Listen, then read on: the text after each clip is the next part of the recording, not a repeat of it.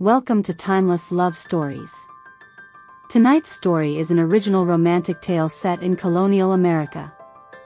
If you enjoy slow-burn romance, deep emotion, and love stories shaped by history, consider subscribing to the channel. Now, let us begin. Jane had learned, early and without ceremony, that survival was not a story with a beginning. It was a habit. A set of small refusals to break. The steadiness of hands that could keep working even when the mind slipped elsewhere. The decision, made and remade without witnesses, to remain in the world even when the world offered no claim upon her. There were people in the backcountry who spoke of luck as though it were a god that chose favorites. Jane did not believe in such gods. If she had been favored at all, it had been only in the narrowest sense. She had not died. She had been born outside of marriage, a fact that clung to her name even when no one said it aloud. She had never known her father, his face, his voice, the shape of his hands. In some houses it would have been a wound spoken of in whispers. In Jane's life it had been simpler, almost brutal in its plainness. A blank space that other people filled with their own conclusions. Her mother had died when Jane was too small to remember grief properly. What remained were impressions, the scent of soap that had not been rationed, the softness of a skirt brushed against a child's cheek, the warmth of a palm on a fevered forehead. These were not memories that could instruct her. They were only proof that tenderness had existed once, somewhere near her. After that, Jane belonged to no one. She slept where space was offered, on kitchen floors, in corners behind hearths, in lofts that smelled of grain and mouse droppings. She learned to fold herself small. She learned to wake before she was called. There were always chores, always hands that expected her to be useful in exchange for not being turned out. Work arrived as naturally as morning. By the time she was 7 she could carry water without spilling it. By 9 she could peel apples fast enough to keep pace with a woman who did not like idle children. By 12 she could watch bread rise and know, from the air alone, whether it would sour. She did not remember deciding to become competent.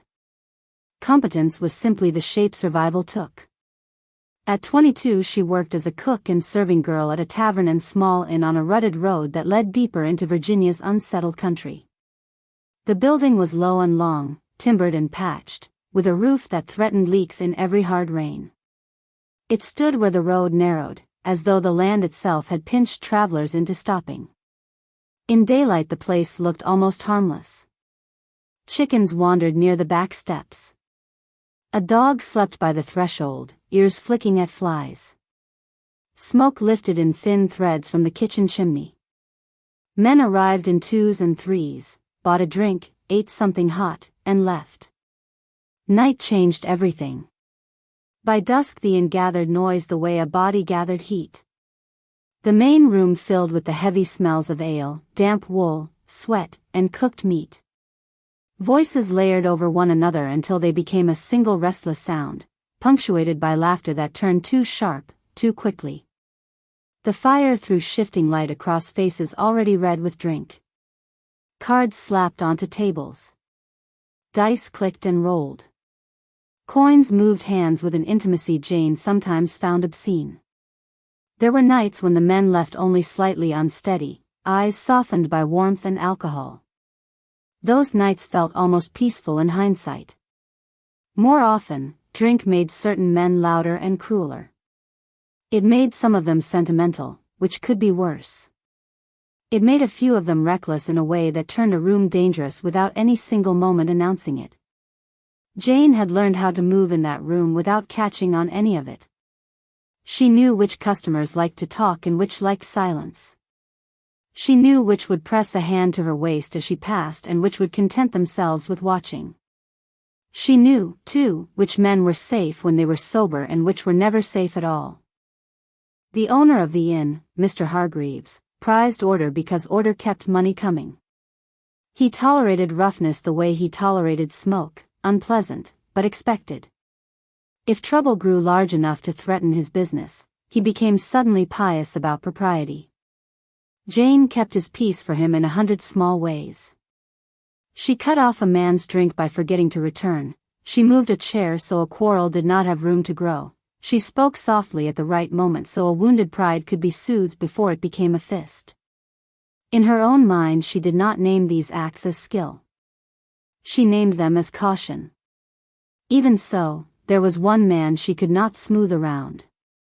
Paddy O'Neil came and went like weather. He was a carpenter by trade, Irish by birth, and too large for the room. When he stood, the rafters seemed to lower. When he sat, his knees pushed out into the aisle as though claiming more ground than anyone had granted him. His hair was dark and often untidy, his hands scarred and thickened by tools and work. He had a face that would have been handsome if it were not so frequently set in irritation. Men called him belligerent. They said he drank hard and fought harder. They spoke of his temper with the peculiar satisfaction people take in recounting violence that did not happen to them. Jane had watched him for months without letting her attention show. It was not curiosity, she told herself. It was necessity. When Paddy entered, the room adjusted. Men turned their heads in anticipation, some with amusement, others with wariness. A few watched him the way dogs watched a stranger at the gate, ready to bare teeth if invited. He brought noise with him even when he said nothing. The sound of his boots on the boards. The scrape of his chair. The weight of his shoulders as he leaned over a table. He made the inn feel smaller. Jane avoided him when she could. Not because he had ever touched her. He had not. Not once. He had never caught her wrist, never spoken to her in a way that made her skin tighten. In that sense he was unlike many of the men who came through Hargreaves's door. It was the way violence hovered around him, as though it recognized him as kin. There were nights when words turned sharp at the gaming tables and Jane felt, before anything happened, the change in the air. Men leaned forward. Voices rose.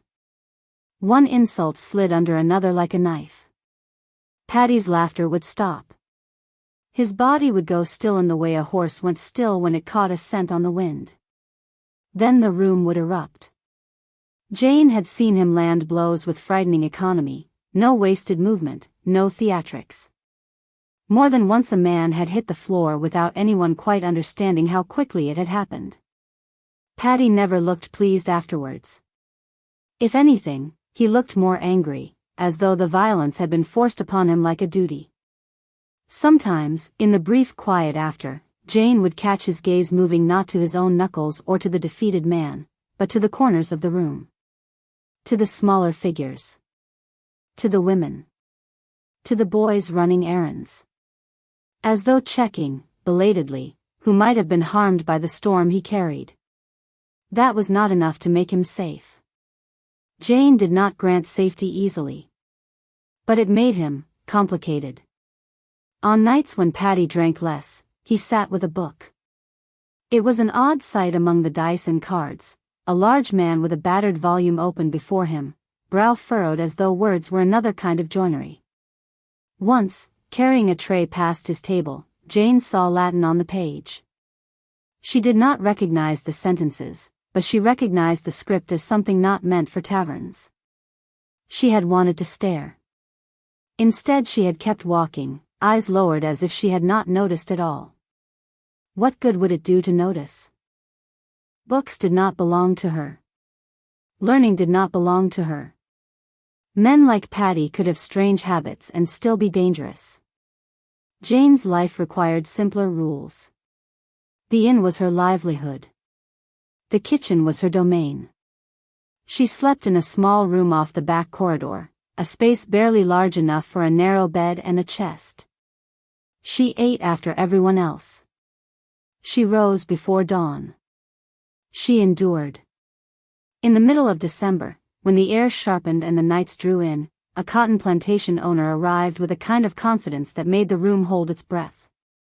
He came with 2 men, hired hands, by the look of them, and a horse that gleamed like it had been brushed more carefully than most children. The plantation owner wore clean linen and a coat that fit him well enough to declare that he could afford a tailor.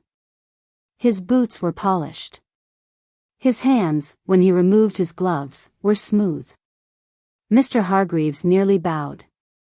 Jane watched from the kitchen doorway as the owner hurried forward, all smiles and deference.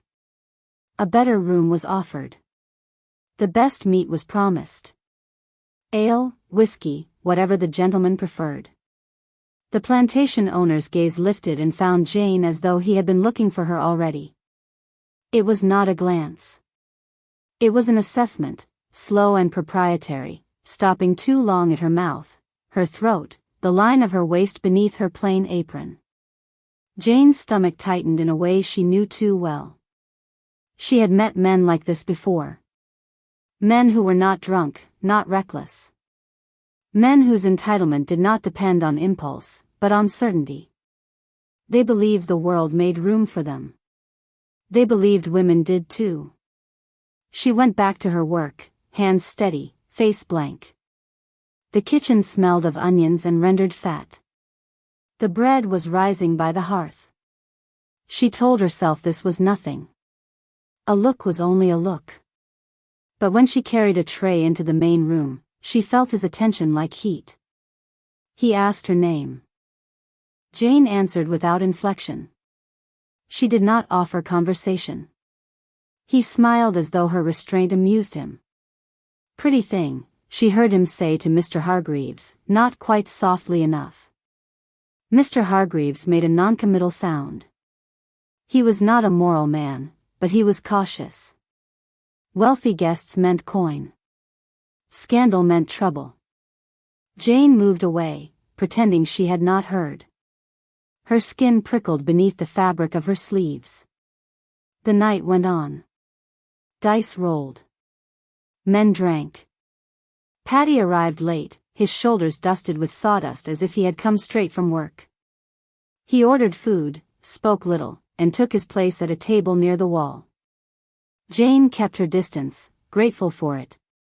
The plantation owner drank moderately. That, more than anything, made Jane uneasy. A drunk man was unpredictable. A sober man who wanted something was worse, because he could choose his moment. Jane tried to keep to the lighted spaces. She lingered near the kitchen. She made unnecessary trips so she would not be alone in the corridor. Still, a tavern was full of blind corners. Near midnight, when the fire had burned low and the room's noise had shifted into a deeper, heavier register, Mr. Hargreaves sent Jane to the storage room for more bottles. The request was ordinary. The corridor was familiar. Jane nodded once and went. The passage behind the main room was narrow, lit only by a small lantern mounted on a beam. Shadows pooled in the joints of the timber. The air was cooler there, carrying the scent of damp and old wood. Jane's hand was already on the latch of the storage room when she heard boots behind her. She did not turn. Turning would have made it real. A body pressed close. The lantern's flame flickered, and her own shadow lurched across the wall. Jane, the plantation owner said, as though speaking her name gave him a right to use it. His breath smelled of whiskey and cloves. One gloved hand slid to the wall beside her, trapping her there, while the other caught the hem of her skirt and forced it upward.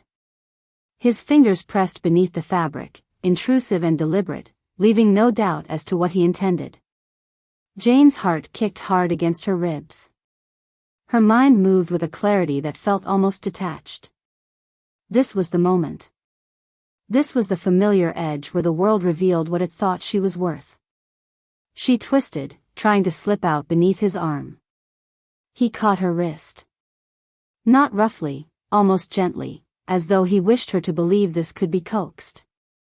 "I've paid for a room," he murmured. "And I've had my eye on you since I walked in." Jane did not scream. Screaming invited anger. Screaming invited witnesses who might later say it was all her fault. She drew breath to speak, what, she did not know. A lie. A plea. Something that might buy seconds.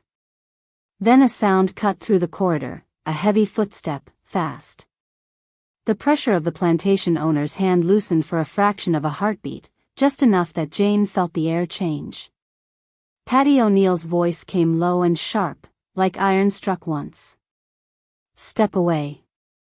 The plantation owner turned, irritation flashing across his face. In the lantern's thin light, he looked almost offended. An important man interrupted. Paddy did not look at him as an equal. He looked at him as a problem. Jane stood pinned between them, wrists still in the plantation owner's grip, the corridor suddenly too small for 3 bodies and what was about to happen. The plantation owner opened his mouth, perhaps to threaten, perhaps to laugh. Paddy moved. It was not a brawl. It was not a tavern scuffle with shouts and flailing. It was a single, brutal decision made with the certainty of a man who had spent his life building things and knew, precisely, what it took to break them. His fist met the plantation owner's jaw with a sound like wood cracking. The plantation owner staggered, still half upright, stunned more than harmed, until Paddy hit him again. And again. Each blow clean, controlled, devastating. Jane stumbled back against the wall, her hand flying to her mouth. She could not look away. She could not breathe properly. The plantation owner collapsed at last, his body folding to the floor as though the bones had simply stopped agreeing to hold him. The corridor fell silent except for Paddy's breathing. He stood over the unconscious man, knuckles already split, chest rising and falling. For a long moment he did not move. Jane saw the tension in his shoulders, the way restraint fought with rage. Then, slowly, he turned to her. His eyes met hers, and for the first time Jane understood something she had only suspected. The violence in him was real. So was the control. He could have killed the man, he wanted to kill him and yet he didn't. "Did he hurt you?" he asked. Jane's throat worked. Her wrist ached where the plantation owner's fingers had been. She looked down and saw the faint red marks, already darkening.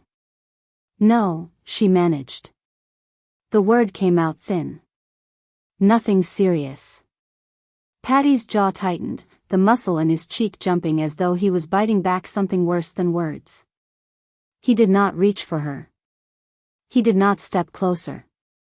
He only nodded once, as if that answer mattered more than anything else.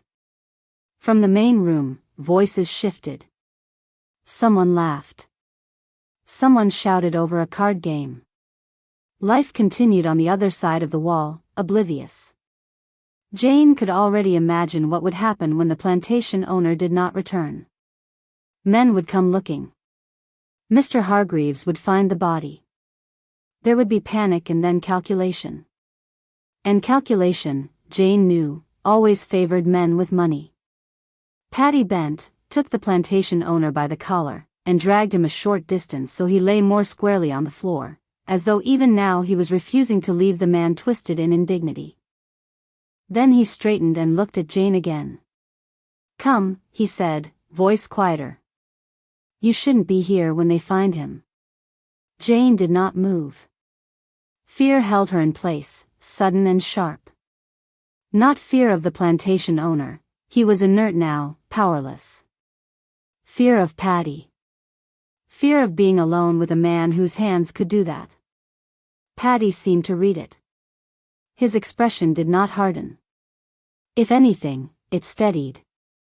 "I won't touch you," he said to her, clearly, each word placed with care. She was still trying to steady her breathing when he continued, his voice lower but no less firm. "We're leaving," he said. "Together." Jane looked up at him, confused.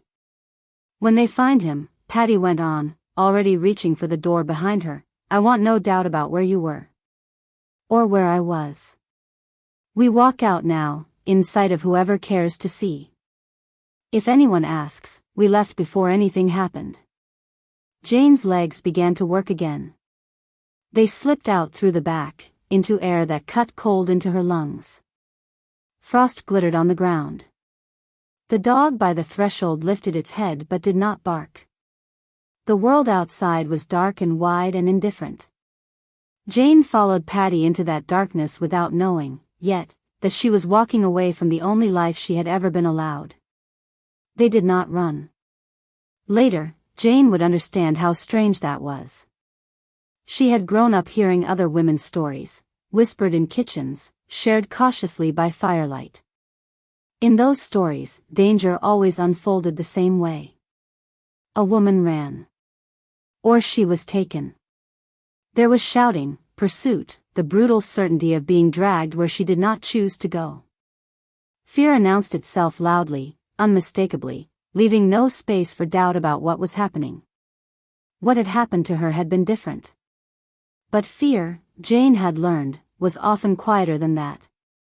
What they did instead was walk. They stepped away from the tavern as though leaving at an hour already decided upon, as though the night had not just split open behind them. The door closed without ceremony. No one shouted after them. No hand reached out to pull her back. Cold met Jane's face immediately, clean and sharp, cutting through the smells of ale and smoke that still clung to her clothes. The air felt startlingly empty. She drew it in too fast and had to steady herself, forcing her breath to slow before panic could take hold. Paddy did not take her arm.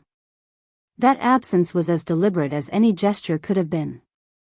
He walked ahead of her by half a step, close enough that she felt his presence without being enclosed by it. His shoulders were set, his back straight, as though his body had already decided that whatever lay ahead would be met standing. Jane wrapped her arms around herself, fingers digging into the rough fabric of her apron. Her legs moved because she told them to. Habit carried her forward. Habit, more than courage. Behind them, the tavern remained alive. She could imagine it clearly without looking back, the fire burning low, the dice rolling, the plantation owner's empty chair not yet noticed. There would be a moment, soon, when absence became visible. When questions were asked. When voices sharpened and blame sought a shape it could hold. Jane did not want to be there when that happened. The road narrowed as they left the open stretch behind the inn, turning into something less certain. The trees pressed closer, bare branches reaching overhead, their silhouettes tangled against the sky. Frost glittered faintly along the edges of the path, catching what little light the stars offered. The night was very still. Each step sounded too loud to Jane's ears, the scuff of boots against dirt, the faint crack of frozen leaves. She became acutely aware of her body, the ache in her wrist where fingers had gripped too tightly, the lingering tremor in her legs, the way her heart still struck too fast, too hard. She wondered, distantly, when the shaking would stop. They did not speak. Jane thought, absurdly, that if either of them did, the spell would break. Words would turn the moment into something that required explanation, and explanation would demand choices she was not yet ready to make. The path sloped downward, uneven beneath her feet. She stumbled once, her shoe catching on a root hidden beneath frost. Before she could fall, Paddy's hand came out, closing around her elbow. The contact was brief. Firm enough to steady her. Gentle enough to release her the moment her balance returned. "Careful," he said. His voice was low, unremarkable, stripped of the sharpness she had heard in the tavern. It sounded almost ordinary. The ordinariness of it startled her more than anger would have. They continued on. Jane noticed then how deliberately Paddy chose the route. He avoided the wider paths, the ones others used. He angled them through cover, through familiarity. This was a landscape his body knew, even in darkness. That knowledge, too, felt like a form of shelter.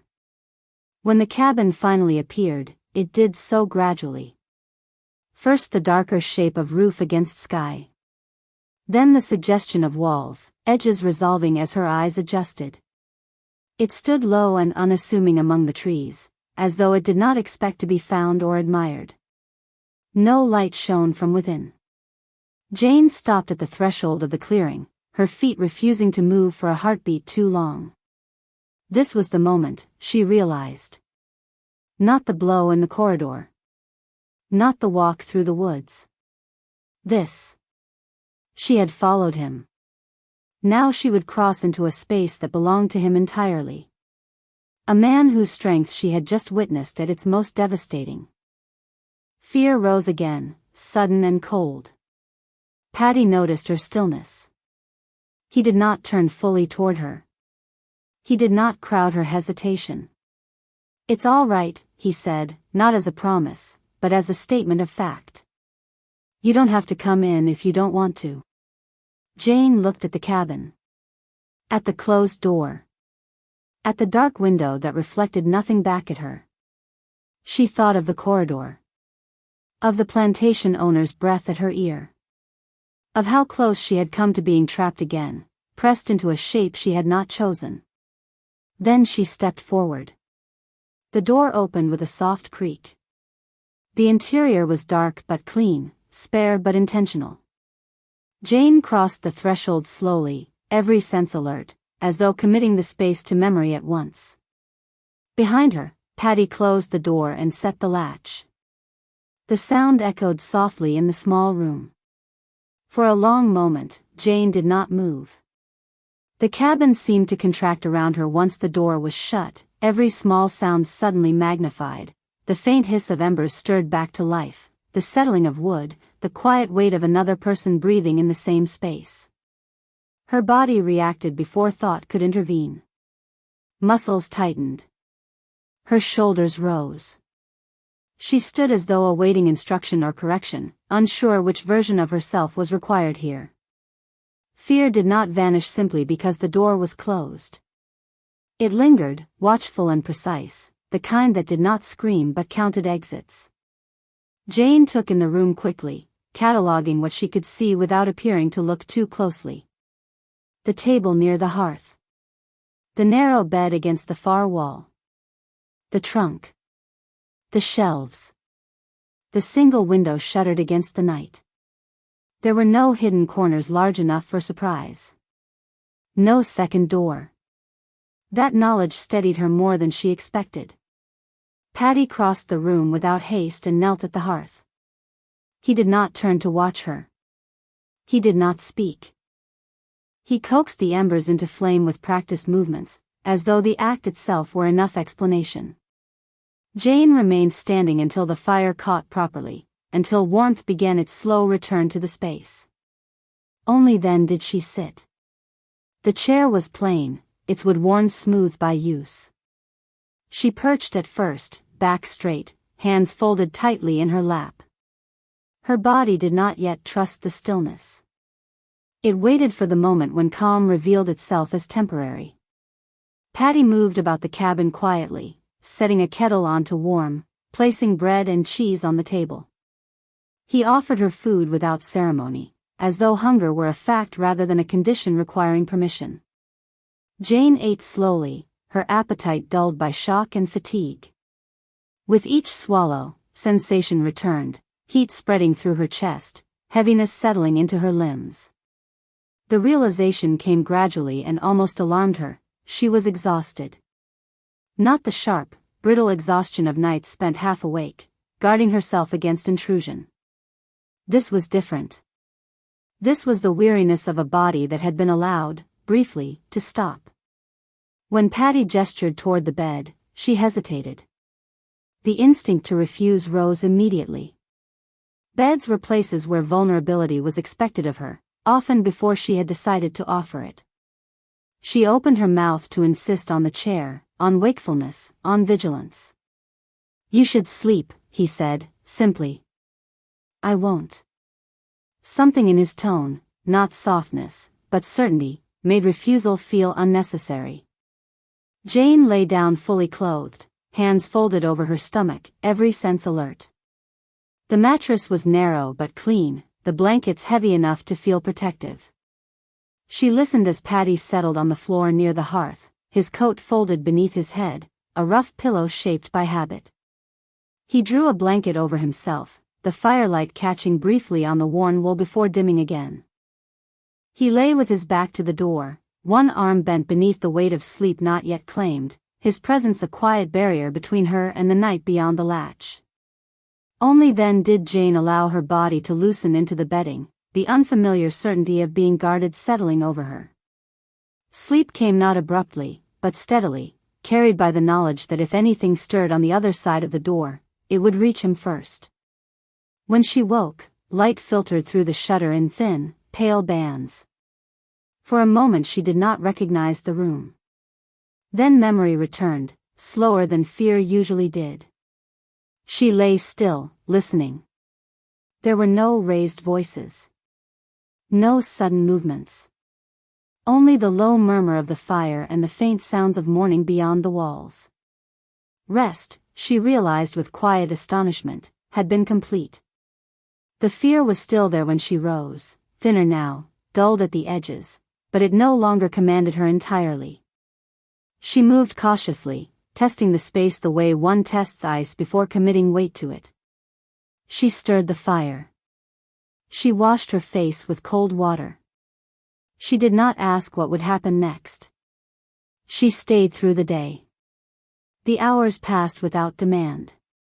Paddy worked outside, the sound of his labor reaching her through the walls in a steady rhythm that required no interpretation.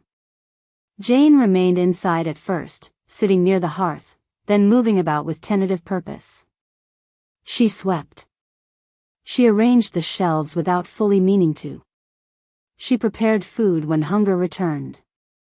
As evening approached, she became aware of the choice presenting itself.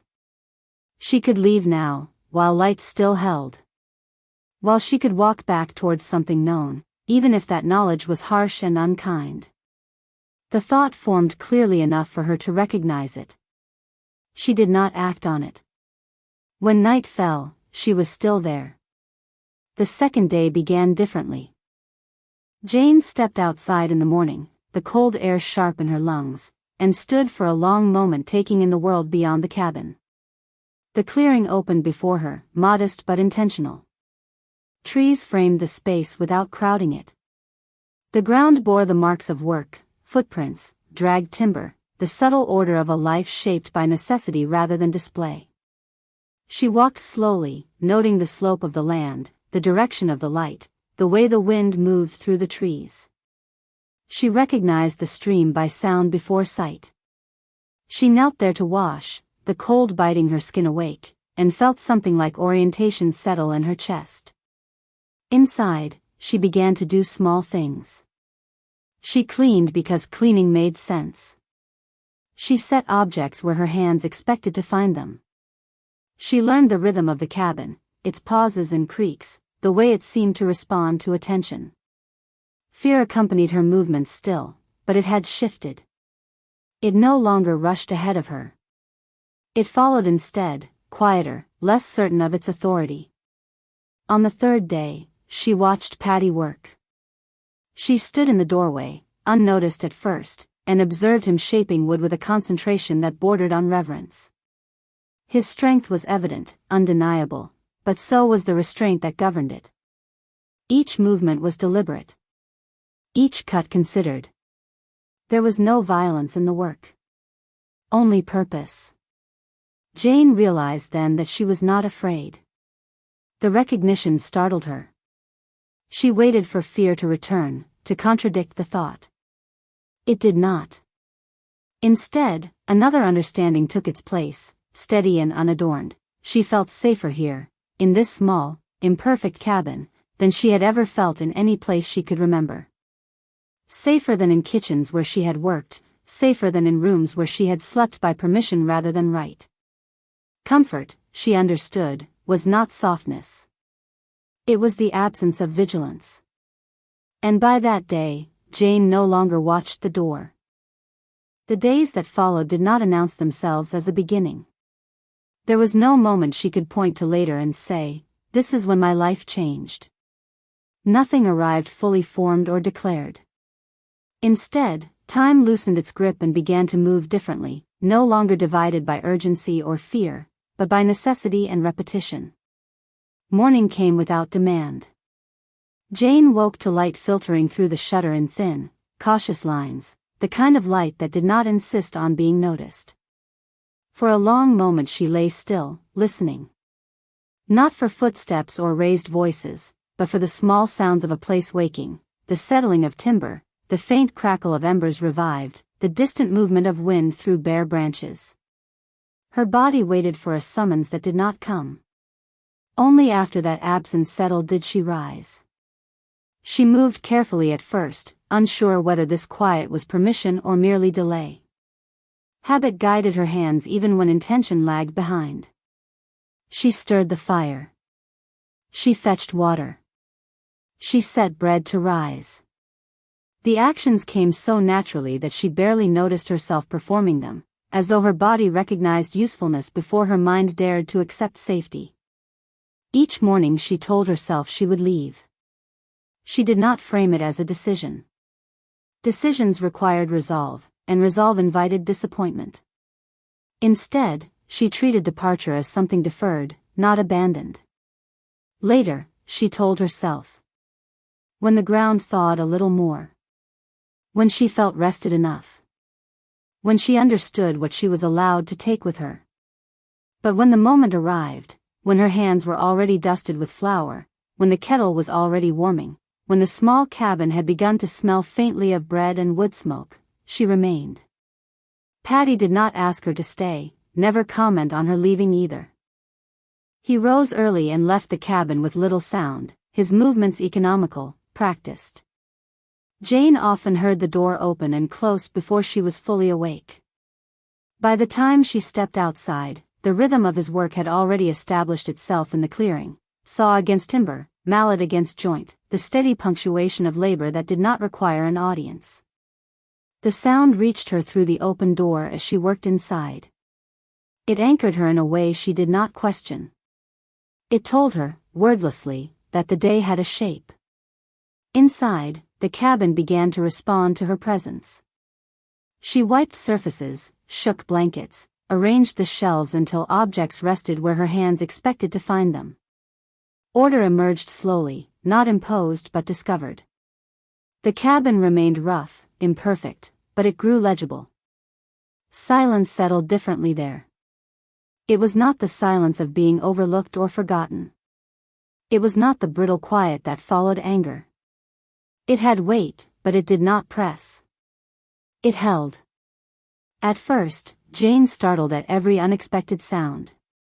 A branch snapping outside.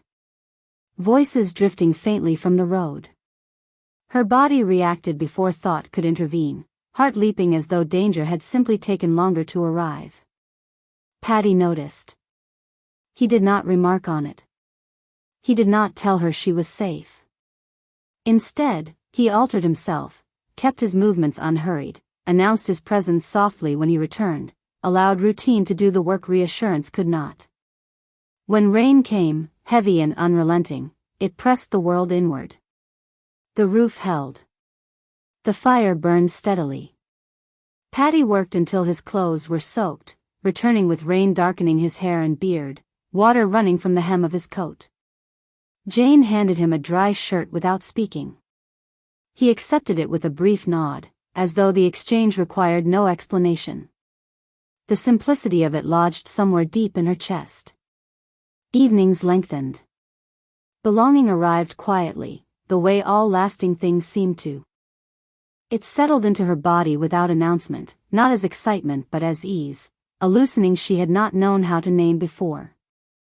She noticed the cabin differently now, the way warmth held in the walls, the familiarity of the sounds at night, the steadiness of days that no longer demanded constant watchfulness.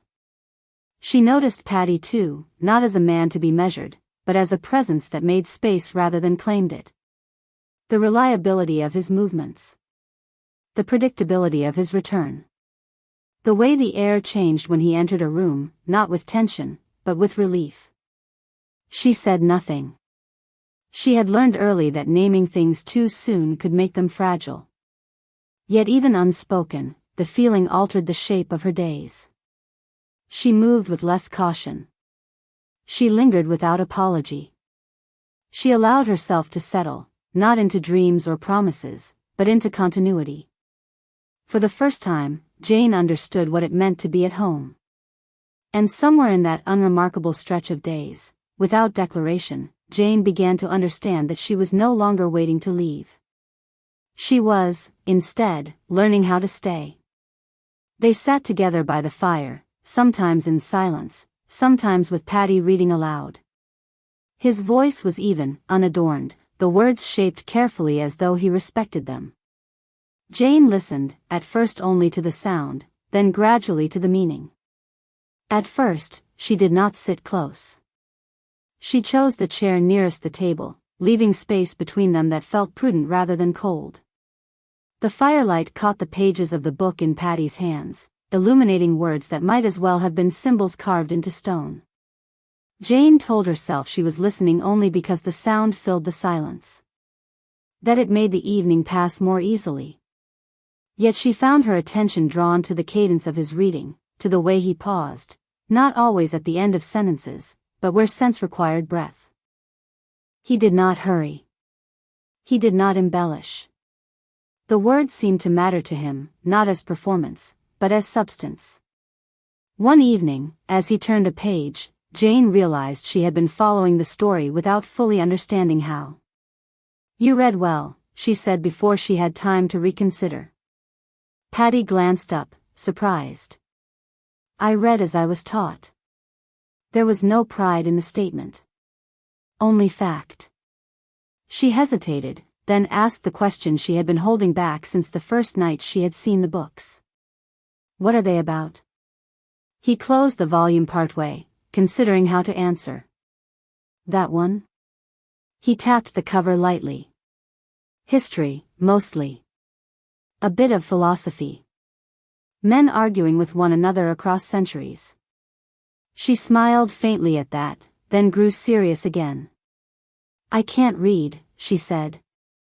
The words landed between them with more weight than she had expected. Jane waited for the familiar responses: surprise, pity, the quick recalibration of regard. Paddy did none of those things. Instead, he nodded slowly, as though she had simply given him another fact to place among others. "You know letters?" he asked. "Some.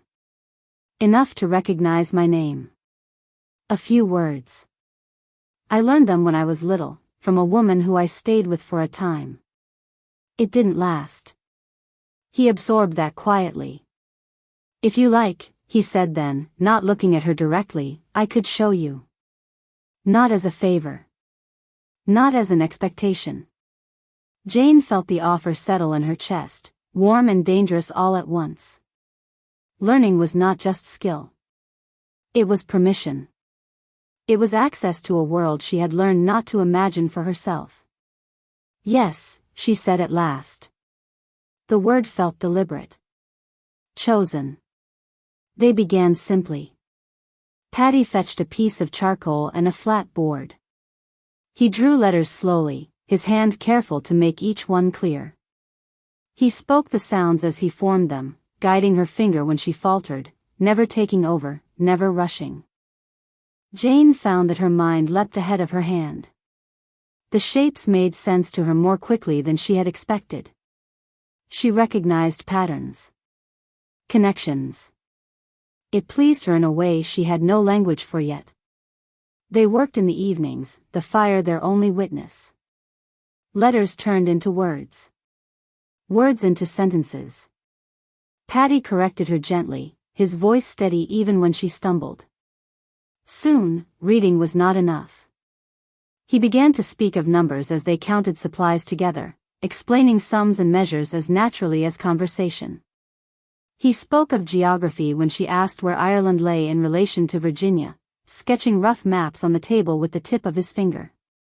He spoke of history not as a parade of names, but as a sequence of choices made by men who believed themselves justified. Jane listened, absorbed, questioned. It became clear to her, slowly, that Paddy's knowledge was not accidental.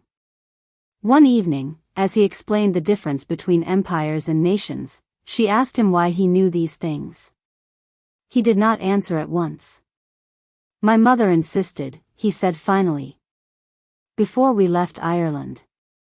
She believed ignorance was a debt worse than money. He told her then of his father, a minor aristocrat, rich in title and poor in judgment. Of debts accumulated quietly until they could no longer be ignored. Of a widow who refused to let pride take her children down with her. She sold what she could, Paddy said. And she taught us everything she knew before we left. Languages. History. Numbers. She said if we had to begin again, we would not begin empty-handed. Jane understood that instinct intimately. She looked at him differently after that, not as a contradiction, a cultured man wearing the skin of a laborer, but as someone who had adapted without surrender. His hands built with wood now instead of words, but the discipline was the same. As the weeks passed, Jane realized that learning had changed her posture in the world. She spoke more. She asked more. She began to think beyond the immediate, beyond the next task. Knowledge did not make her restless. It made her steadier, as though her footing had improved. Sometimes, after long lessons, they sat in silence again, closer now than before. Jane no longer listened only to the sound of Paddy's voice.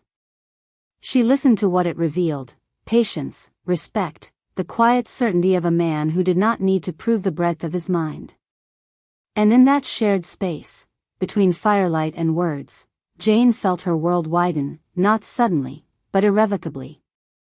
She had not stepped through a door. She had discovered that one had always been there. Desire did not arrive in Jane's life as an interruption. It grew the way the days did now, quietly, through accumulation rather than force. Through repetition. Through proximity that no longer demanded vigilance. As the weeks passed and the shape of their shared life settled, she became aware of Paddy's presence not as something to be measured or assessed, but as a constant she had begun to rely upon. It revealed itself in small, unremarkable moments. In the way she listened for the sound of his steps returning at dusk and felt relief when she heard them. In the ease with which she spoke to him now, no longer choosing each word as though it might be used against her. In the way her body recognized his nearness before her mind did, how she turned toward him without thinking, how her breath altered when he stood too close, how the space between them had thinned without either of them naming it. She told herself this was gratitude. Safety often masqueraded as affection, and Jane knew better than most how easily the two could be confused. She kept the feeling contained, observed it as she had learned to observe everything else, without giving it language. Yet desire persisted. It wove itself into her days as naturally as work. She noticed the breadth of Paddy's back as he bent over timber, the concentration that tightened his expression, the patience in his voice when she struggled with a concept and he waited, unhurried, for her understanding to catch up. She noticed, too, how often he deferred to her now, how decisions were no longer his alone, how he sought her before acting, as though her presence had altered the axis of his solitude. She said nothing. Jane knew the cost of wanting without certainty. Desire, unguarded, had undone women she had known, had been used to bind them into obligations they had not chosen. So she held it within herself, unnamed but steady, a warmth that did not demand resolution. His shift did not come from a single decision, but from accumulation. As the weeks passed, the need that once drew him into town so often seemed to loosen its hold. When he went, it was for work rather than drink, and he returned earlier, quieter, without the fresh bruises that had once marked his nights. Jane noticed this without comment, registering it with the attentive calm of someone who had learned to read patterns not for comfort, but for survival. Life at the cabin began to settle into a rhythm that reached beyond its walls. Neighbors crossed their paths more frequently now, drawn by the season and by proximity. Some offered easy nods, others polite distance. Conversations were brief, functional, rarely intimate. Jane observed them all with the same measured care she brought to everything else. It was in this widening circle that she became more aware of the neighbor. Thomas Kearney had always lingered longer than necessary, but now his presence acquired a sharper focus. He passed the cabin with increasing frequency, his gaze moving not only over Jane, but across the land itself, as though measuring what might be claimed. His questions arrived disguised as casual interest, about boundaries, about improvements, about how long Paddy intended to remain where he was. Jane answered with courtesy and caution, offering nothing that could later be reshaped to suit another purpose. Still, unease settled in her chest, familiar and unwelcome. She had seen this pattern before, the way men spoke when they believed possession was only a matter of time. She began to watch more closely. She noticed where Kearney paused when he thought himself unobserved, how his eyes tracked the edge of the western boundary, how his tone shifted when Paddy was absent. The land, she understood, was not the only thing being assessed. It was during this stretch of uneasy observation that the night arrived. The one when Paddy came home injured. It came without warning, breaking the fragile sense of order the days had begun to build, and drawing everything that had been quietly gathering into sudden, undeniable focus. Jane had been inside, knitting by the fire, the evening already drawn in close, when she heard his step outside, uneven, heavier than usual. The door opened and he stood there for a moment as though gauging his own balance, his silhouette framed by darkness. Her heart tightened before her mind had time to catch up. He moved stiffly, one hand pressed briefly to his side as he crossed the room. A cut darkened the skin above his eye, already swelling. His knuckles were split again, blood dried along the lines of his fingers. "I'm all right," he said before she could speak, lowering himself heavily into the chair. Jane did not answer. She fetched water and cloth with a decisiveness that surprised her. Her hands knew what to do before thought intervened. She knelt before him, close enough now to feel the heat of his body, the faint tremor beneath his stillness. As she cleaned the cut, her fingers brushed his skin, warm and solid beneath her touch. The intimacy of the act was different from before. She was no longer merely tending an injury, she was aware of him as a man, of herself as a woman kneeling between his knees, of how thin the space between care and desire had become. Paddy watched her without speaking. When she finished, he caught her wrist, not roughly, but firmly enough to stop her movement. The contact sent a quiet shock through her, awareness sharpening rather than retreating. "Jane," he said, and then stopped. The pause held more than words could have. It held everything they had not spoken, everything that had been allowed to grow unacknowledged between them. She looked at him then, fully, and saw not the man others named violent, but the one she had come to know in fragments, restrained, deliberate, capable of gentleness that required effort rather than instinct. She leaned forward and kissed him. It was not hurried. It was not tentative. It was chosen. What followed unfolded without urgency or display. There was no taking, no sense of conquest, no need for anything to be asserted. What existed between them was a gradual yielding, a deliberate crossing of a boundary they had both respected until that moment. For Jane, the difference was immediate and profound. She had given her body before, too often, and never by desire.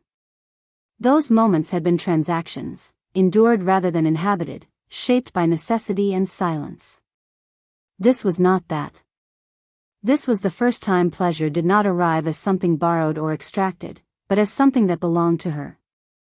She remained present within it, aware not only of him, but of herself, of her own responses, of the unfamiliar freedom of wanting and being answered. She learned him as she had learned the world since childhood, attentively, carefully, with a quiet astonishment at being met rather than pressed. Nothing was demanded. Nothing was taken without recognition. For Paddy, the moment required its own kind of discipline. All the force and heat that had so often driven him outward were gathered inward instead, shaped into touch that was deliberate and patient. The same hands that had broken wood and men alike now moved with care, as though strength itself had learned a different language.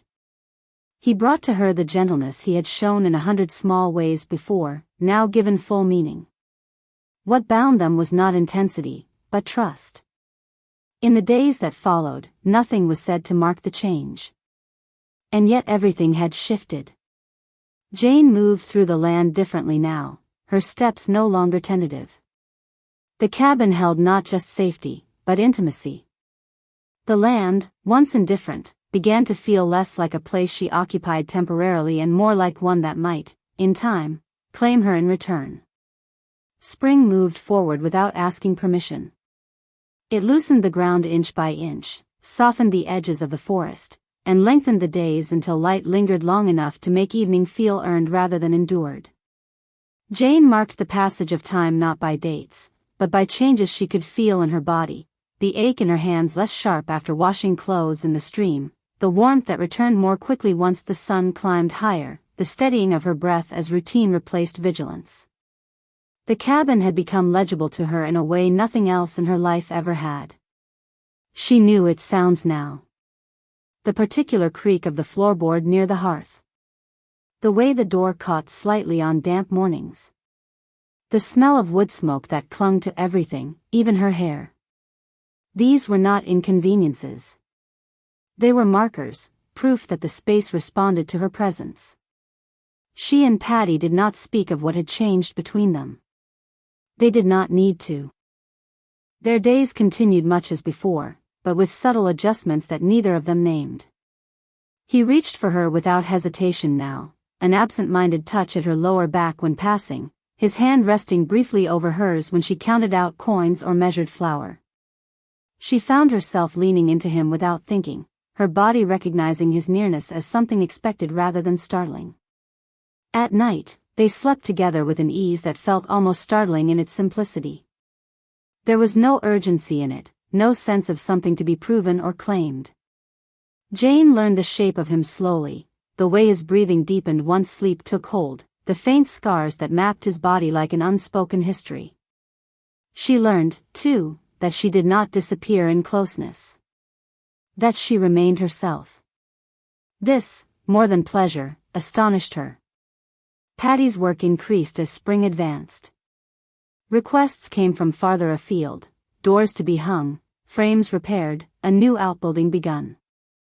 Jane sometimes accompanied him, sometimes stayed behind, learning to manage the cabin entirely on her own without feeling abandoned by it. It was during these weeks that she began to notice the shift in how others spoke to her. The unease did not arrive fully formed. It crept into Jane's awareness in fragments, subtle enough at first to be dismissed as imagination.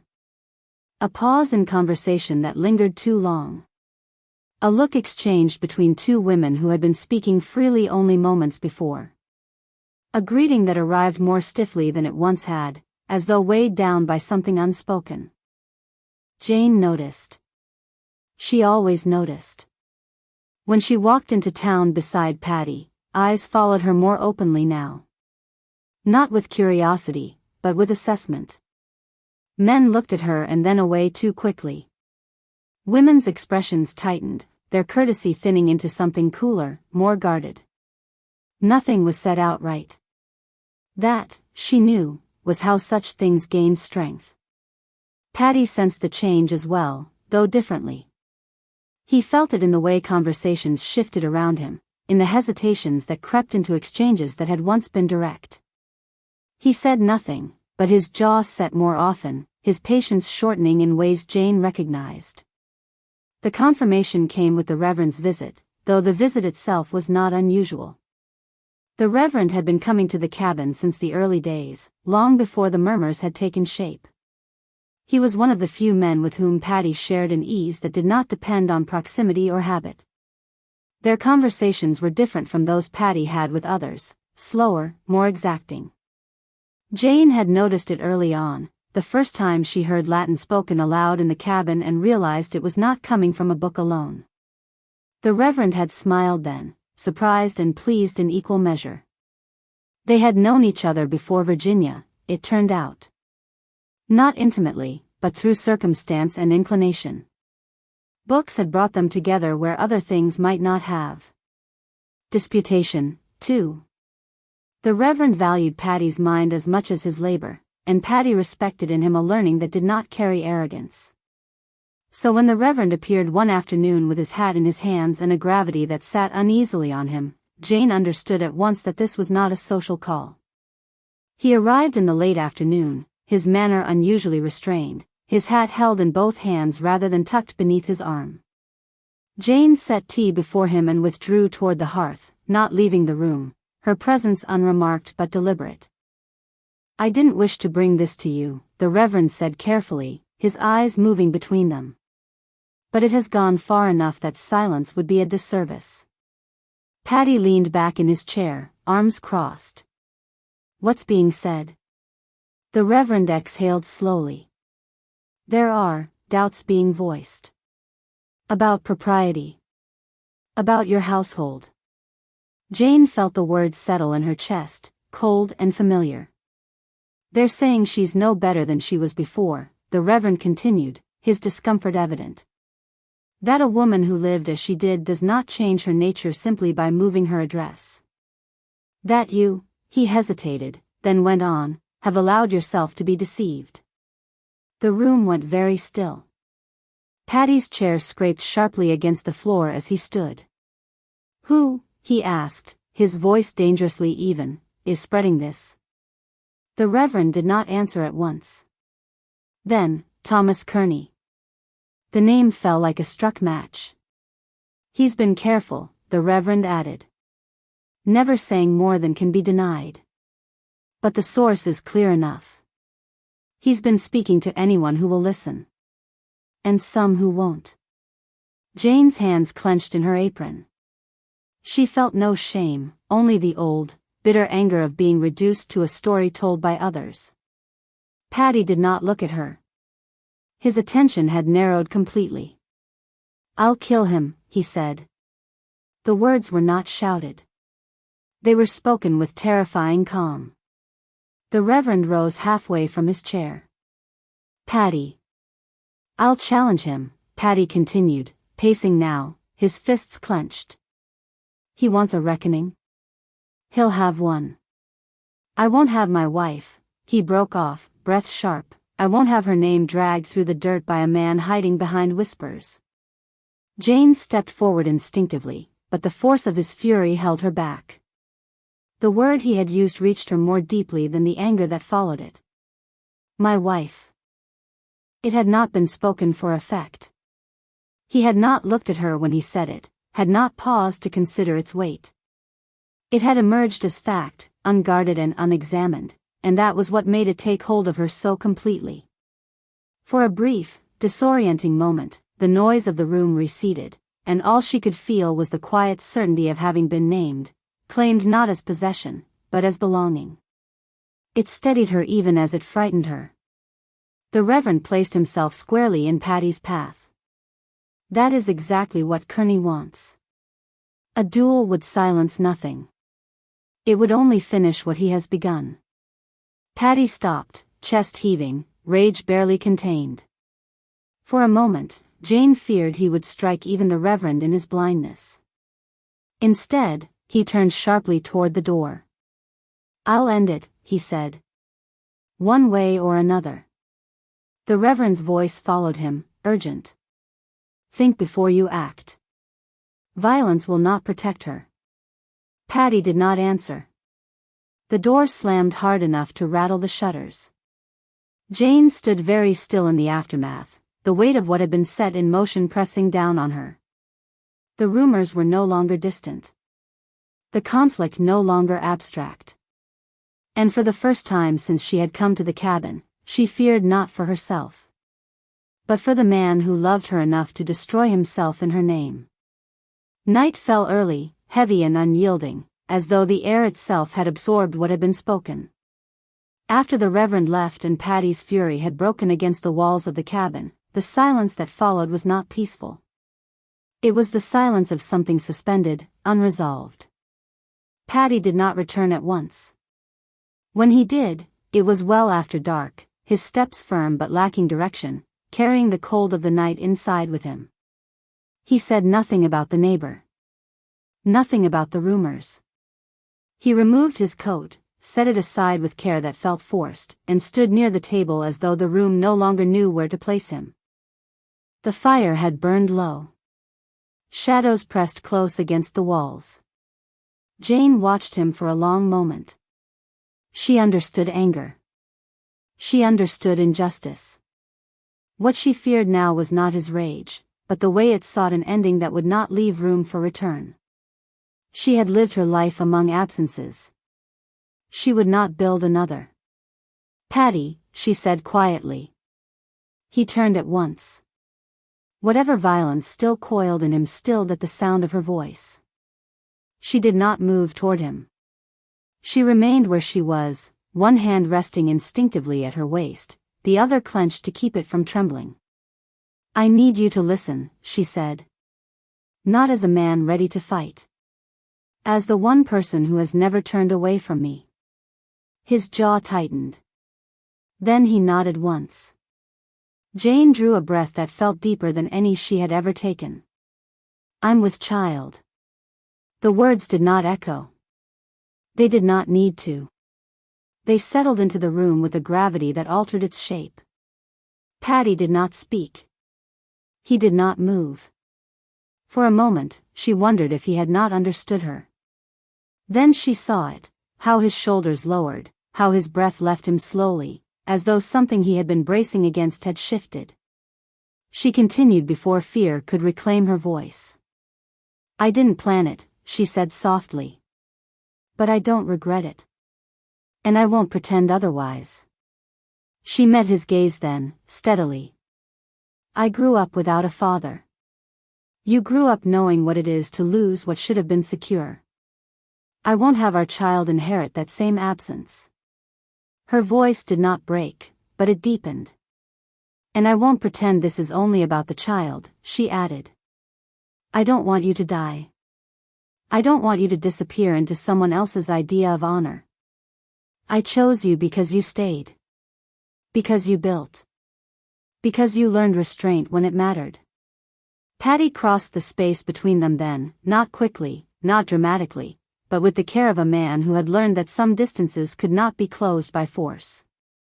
He stopped just short of touching her, his hands clenched at his sides as though holding himself steady against something vast and newly revealed. The knowledge of it was still settling in him. A child. A family. A future that did not end in absence. Jane's words had reached him more deeply than any insult ever could. Not only that she was carrying his child, but that she had chosen him, not out of fear, not out of need, but because she wanted him. Because she trusted him with what she had never been allowed to give freely before. It left him unmoored. For most of his life, Paddy had understood himself as a man shaped by limits, by what had been lost, by what had been denied, by what he had learned to endure rather than expect. He had never imagined himself worthy of permanence, let alone of something as fragile and demanding as a family. That kind of happiness had always seemed reserved for other men, men whose lives did not leave marks. And yet it was standing before him now. He drew a breath that shook despite his effort to control it. "I won't fight him," he said, his voice low, altered by emotion he did not attempt to disguise. "Not like that." He met Jane's eyes fully then, and there was no anger left there, only resolve, fierce and unmistakable. "I won't give our child a father who disappears into pride," he continued. "And I won't give you a life built on waiting for me to come back, or not at all." The decision settled into him with a clarity that surprised him by its certainty. Violence had always been the answer that came first, the language the world had taught him to use when lines were crossed. But this required something else. He stepped closer at last, resting his forehead briefly against hers, the gesture quiet and unguarded. "I didn't know I was allowed to want this," he said. "But now that I do, I won't risk it." What bound him in that moment was not fear, but joy, astonished, grounding, irrevocable. And it was that joy, newly claimed, waiting to be built. Jane searched his face, cautious hope taking root. She saw the decision settle in him, not as resolve hard-won, but as something simpler and more enduring. He was no longer choosing what to refuse, but what to keep. He drew a breath. "Marry me," he said. "Not as a demand. Not as a rescue. Not because you must. Because I want to stand where I already am, with you. Openly. There was no flourish in the words. No declaration rehearsed. Only certainty. Jane did not hesitate. Yes, she said. The wedding was small and unadorned, held under open sky, as Jane had always imagined such a moment might be, though she had never believed it would be hers. They stood before the cabin, the land stretching quietly around them, the trees bearing witness without comment. The Reverend was there, not in formal vestments, but in the same plain coat he wore on ordinary days, a book held loosely in his hands. He spoke simply, choosing words that did not elevate the moment beyond what it already was. There was no sermon on duty or propriety, only a brief acknowledgment of choice freely made and a life willingly shared. Jane listened with an attention that surprised her. She was not waiting for the words to end. She was present within them. When it came time to speak, neither she nor Paddy offered more than was required. Their vows were spare, unembellished, shaped by intention rather than promise. Paddy's voice did not waver. Jane's hand, when she placed it in his, was steady. Those who had come watched closely. Some arrived cautious, curious, prepared for scandal and finding instead resolve. Others came because it felt expected, or because silence had become harder to justify than attendance. What they saw unsettled them, not defiance, not shame, but certainty. Jane stood beside Paddy with her head high, the Reverend's final words still lingering in the air, and felt no need to look for approval. The gathering did not disperse at once. No one had planned anything elaborate. The transition from ceremony to meal happened without announcement, as though the day itself had simply turned a page. Planks were laid across trestles. Bread was broken. Meat was passed hand to hand. Cups were filled and refilled. The wedding feast had never been meant to be more than modest. Neighbors stood in loose clusters at first, conversations tentative, voices kept deliberately low. But food has a way of loosening what ceremony holds tight. Gradually, the air warmed. Laughter surfaced, hesitant at first, then more freely. The murmur of voices thickened, the sharp edges of expectation softened. There was no music beyond that, no fiddle, no song. Only the sound of people eating together, speaking together, testing what this gathering might become now that it was already underway. Clean linen and honest effort were the only finery on display. Jane moved among them briefly, answering greetings, accepting quiet congratulations. She noticed how eyes lingered on her, not with suspicion now, but with reassessment. Paddy stayed close, his presence neither possessive nor distant, simply constant. It was as the light began to shift, the first hint of dusk settling over the clearing, that the balance of the evening changed. Jane sensed it before she saw him. A pause. A tightening of conversation near the edge of the gathering. The subtle awareness of a presence that did not belong to the mood that had been so carefully, if modestly, built. Thomas Kearney had arrived. He did not come alone, but he might as well have. The conversations nearest to him faltered, then fell silent altogether. His presence cut across the warmth of the evening like a blade drawn slowly, deliberately. Jane saw Paddy tense before Kearney spoke. "Well," Kearney said, his voice pitched to carry, his smile sharp with satisfaction. "I must say, O'Neil, I never thought you the sort to settle so hastily." A ripple of unease passed through the crowd. Paddy turned fully toward him, his expression unreadable. "You weren't invited." Kearney shrugged. A wedding concerns the whole community. Especially when a man's choice reflects on the rest of us. His gaze slid to Jane, lingering openly now. "I suppose some men will take whatever presents itself, regardless of its history." Jane felt the words land, heavy and deliberate. She saw Paddy's jaw clench, his shoulders draw back. She knew that movement. It was the moment before restraint failed. "Say that again," Paddy said quietly. Kearney smiled. Why? Everyone's heard it already. The air thickened. Jane sensed it before it broke, the collective holding of breath, the anticipation of violence. She had seen this shape before, too many times, always ending the same way. She stepped forward. Enough. Her voice was not loud, but it carried. Every head turned toward her. Even Paddy froze, surprise flickering across his face. Jane moved until she stood between them, her posture straight, her hands steady at her sides. She did not look at Paddy.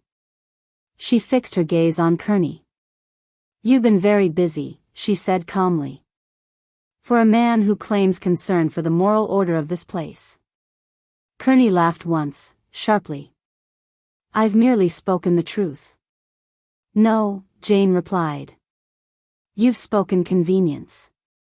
A murmur ran through the gathering.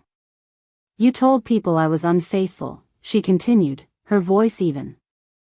"That I'd attached myself to Paddy for shelter and would move on when it suited me. You told them he'd been deceived. That his land, his name, his standing were already compromised." Kearney's smile faltered, just slightly.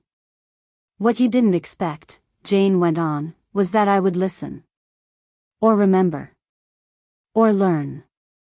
She turned then, addressing not just him but everyone gathered there. "I asked questions," Jane said, her voice steady, carrying without effort. "Quiet ones, at first. The kind that do not trouble men who believe themselves unobserved." She held Kearney's gaze without flinching. "But I did more than ask," she continued. "I used what I was taught." A slight stir moved through the gathering.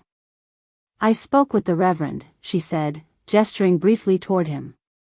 "Not for rumors, but for guidance, about where information is kept, and who is accustomed to recording what others prefer to leave unwritten."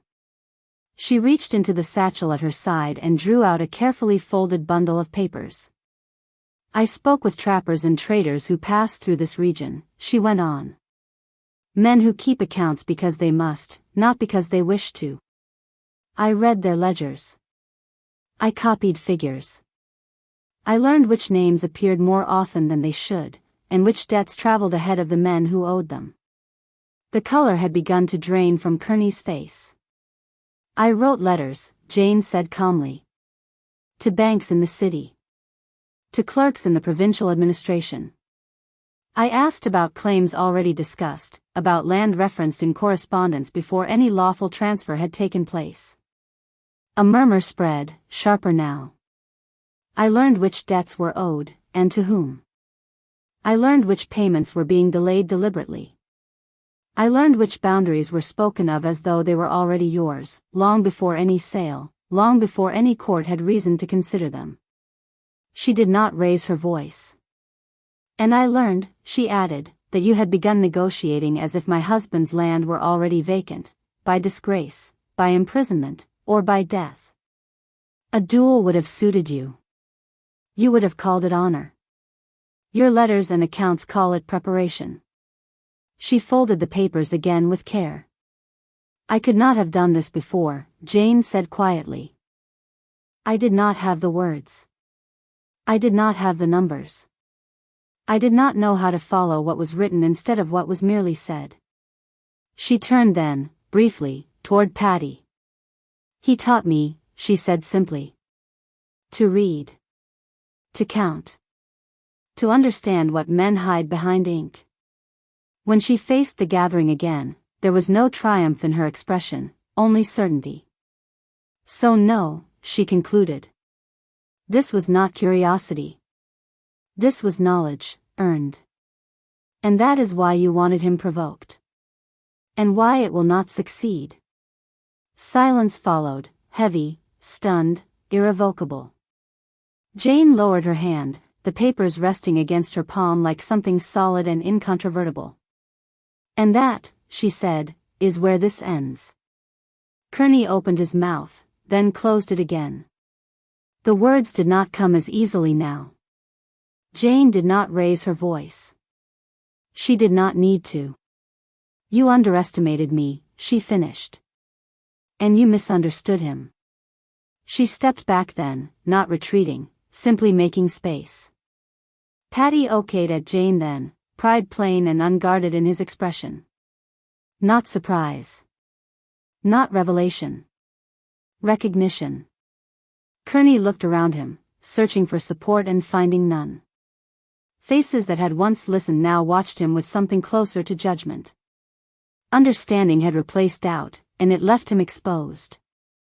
This place isn't yours, someone said from the crowd. And it won't be, another added. Kearney's jaw tightened. For a moment, Jane thought he might try again, another provocation, another insult. Instead, he turned sharply away. He left the table. Then the clearing. Then, by the next morning, the village itself. The celebration resumed slowly, cautiously at first, then with renewed warmth. Conversations picked up, quieter but surer. People looked at Jane differently now, not with suspicion, but with something like respect. Paddy took her hand, squeezing it once. I never doubted your value, he murmured, so softly that only she could hear. Not for a moment. Jane met his gaze, the evening settling back around them, and understood that this moment of being seen, and believed, was the truest beginning she had ever known. In the years that followed, the land answered the question it had once posed. It held them. What had once been uncertain ground became familiar under their feet, shaped not by ownership alone but by care given over time. Seasons passed with the steady rhythm of work and return. Fields were cleared, planted, rested. The cabin expanded slowly, one deliberate addition at a time, each beam set with the same patience that had marked the beginning of their life together. Children came, and with them noise, movement, and a future that refused to be left unattended. The house filled with voices and questions, with small hands learning the weight of tools and the shape of letters. Jane taught them to read early, as she had once learned herself, insisting not only on words but on understanding. She taught them that strength was not found in domination or noise, but in steadiness, in judgment, in knowing when to stand and when to step aside. Paddy watched her do it with quiet admiration. He had learned, through her, that building a life required more than muscle and skill. It demanded attention, patience, and the willingness to listen. Where once he had answered the world with force, he now answered it with work that endured, doors that held through storms, homes that outlasted anger. Jane, in turn, learned what it meant to be chosen without condition. From Paddy she learned that loyalty could exist without possession, that care could be offered without cost demanded in return. He had given her space to become herself, and in doing so had taught her how to remain. Often, in the evenings when the house grew quiet again, they sat together and spoke of these things, not as confessions, but as recognition. Of what they had been. Of what they had learned. Of how much of their lives had been shaped by absence before they had found one another. They were not grateful for hardship, but they understood what it had given them. When they looked at each other now, there was no question left unanswered. No debt unsettled. They had not been bound by circumstance, nor driven together by fear. They had chosen. And in that choice, made once and renewed daily, they found a happiness neither of them had known how to imagine before. Thank you for listening to this story. If it stayed with you, you are warmly invited to like the video, subscribe, and share your thoughts in the comments. New timeless love stories await you. Until next time.